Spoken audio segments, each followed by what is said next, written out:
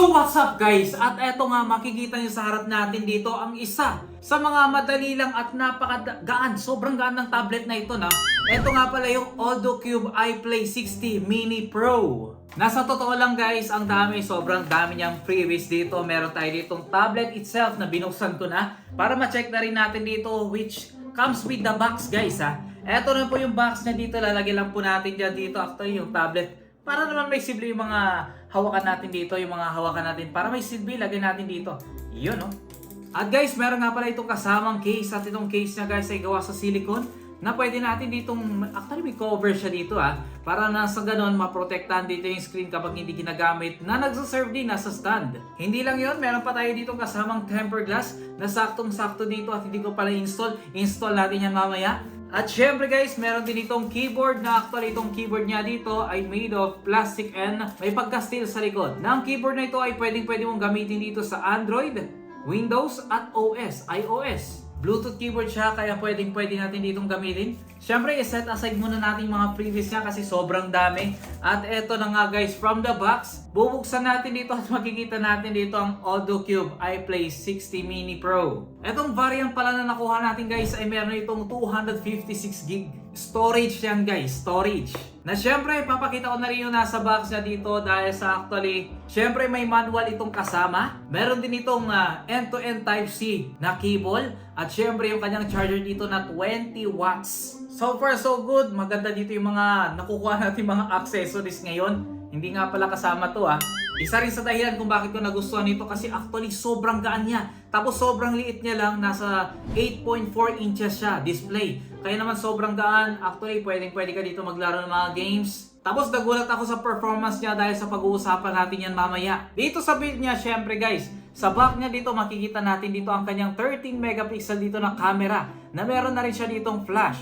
At grabe, parang aluminum dito yung build niya. Tapos dito naman sa kanyang top which is etong top na ito guys, nandito yung kanyang charging port at yung kanyang speaker. Na actually ang ganda nito kasi pwede mo siyang ilagay dito, ipapatong mo lang tapos i-charge mo na. Kaya ang ganda ng design niya. Syempre dito sa kanyang right side makikita naman natin dito yung kanyang power at yung kanyang volume rack. Sa left side niya naman dito makikita na natin dito yung kanyang SIM card slot. At yung kanyang SD slot na rin. Dalawa yun guys. Tapos sa kanyang baba naman, another speaker. Kasi dual speaker talaga siya.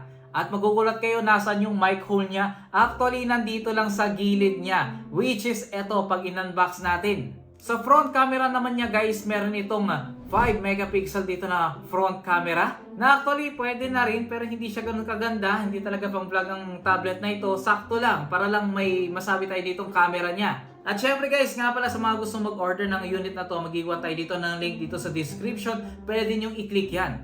At syempre, hindi pa tayo nagtatapos dyan dahil sa meron itong 8GB of RAM na pwede natin i-expand dito hanggang 16GB. Grabe, dumagrabe na talaga. Tapos may storage siya dito, nabanggit natin kanina, 256GB. Ito kasi yung bagong variant nila dito, yung 256GB variant. Marami ka na rin dito may install na games pero actually guys nagulat ako sa performance niya. Hindi ko kasi inaasahan na kanina nag-test tayo dito ng mga random games at grabe unahin na natin yung games niya dito dahil niran ko nga dito ang Genshin Impact. Alam niyo naman kung gaano dito kabigat ang Genshin Impact at usually sa mga nireview natin dito ng ibang phone, ibang tablet, halos medyo basic lang dito yung settings nila. Pero ito sinubukan ko to ng high resolution, naka 60 FPS pa rin, grabe guys. Smooth na smooth ang kanyang graphics. Actually may makikita ka ditong counting frame drops pero actually playable pa rin naman dito ang Genshin Impact at hindi naman masyadong malala dito yung frame drops niya, okay pa rin. Kahit i-max natin ng 60 FPS tapos high resolution pa, ang ganda. Actually, nagulat nga ako kung bakit nakaya niya dito yung high quality dito ng Genshin Impact na setting niya. Samantalang ibang tablet na na-review natin, except lang doon sa gaming tablet kasi sobrang halimaw talaga yung na-review natin na last video lang. Eto kasi guys, hindi siya ganun na katindi. Pero nagulat ako sa presyong napakamura lang, kaya niyang sumabay. Sinubukan ko na rin dito yung Mobile Legends at as you can see, lahat ng mga graphics dito, pati nga outline, nilagay na natin dito. Wala man na ako dito nakita na frame drops kaya masasabi ko dito na perfect pa rin na pang Mobile Legends itong tablet na to at pang games. Actually, di lang Mobile Legends pwede mong laruin dito, marami pang games. Sinubukan ko siya dito Okay naman yung mga skills na dito. Problema lang dito, medyo mahina yung internet natin kanina, kaya naglalag. Pero actually, kung malakas yung internet mo, walang lag talaga dito. Wala akong nakita walang frame drops, naka high resolution tayo dito. Ultra dito yung mga, actually tataas sobrang max dito yung graphics niya. Nagulat nga ako, ganito lang, ang liit lang nito. 8.4 inches lang dito yung screen niya, pero kaya-kaya niya dito magipagsabayan. At actually, sobrang gaan niya.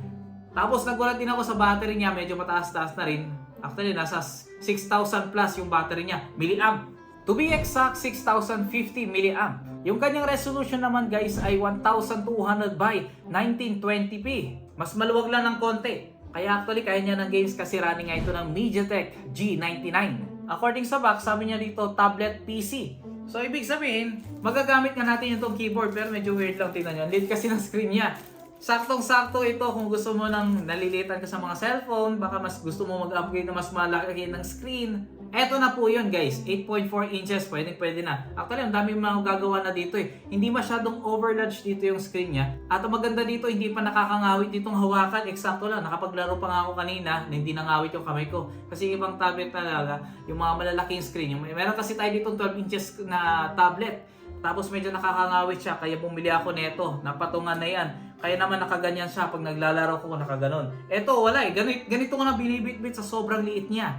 Sinubukan na rin natin dito sa Antutu benchmark at nagulat ako kung gaano kataas yung score niya dito. Umaabot din ito sa mga average phone ngayon. Halos katumbas niya na dito. Mas mataas lang ito ng konti. In terms of watching movies, mga ganon, pwede na rin siya. Dahil sa 8.4 dito yung inches niya, nakakapanood pa naman tayo dito ng magagandang resolution ng mga movies. Actually, nag-play pa nga tayo dito ng videos natin, yung mga vlog natin, okay din naman panoorin dito. At kung nagtataka kayo kung gaano kaganda yung speaker niya, ipapatest na rin natin ngayon. Palay. Kaya naman napakabango ng simoy ng hangin, amoy bagong palay. So let me know in the comment section kung ano sa tingin niyo.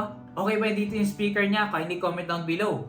Ang kagandahan din dito ay running na siya dito ng Android 14. Na actually, ngayon ata itong buwan na to, nilalabas na dito yung Android 15. Tignan na lang natin sa susunod na update ng mga Androids. Ganito nga yung kanyang setting dito. Actually, mas maganda, mas makulay siya. Kasi nagra-run siya dito ng AldoCube OS 3.0. Nakikita na rin natin dito yung ibang mga specification ng tablet na to para hindi na natin i-research. Nandito na halos lahat Pati nga battery nandito Overall, masasabi ko, pwede na. Sa ganitong presyo, actually napakamura lang ng tablet na ito. Sa ganitong presyo, sa ganitong halaga, saktong-sakto na itong AldoCube iPlay 60 Mini Pro. Kasi 256 variant ito Sobrang compact lang, sobrang liit niya lang. Tingnan nyo. Naalala ko tuloy ng mga kausuhan ng mga tablet, no? Pag may tatawag, i-click lang dito, hello. Ang laki, ang weird. Tingnan mo naman, hello, kausap nila ganun Pero parang ang weird naman kung gaganunin pa natin, di ba?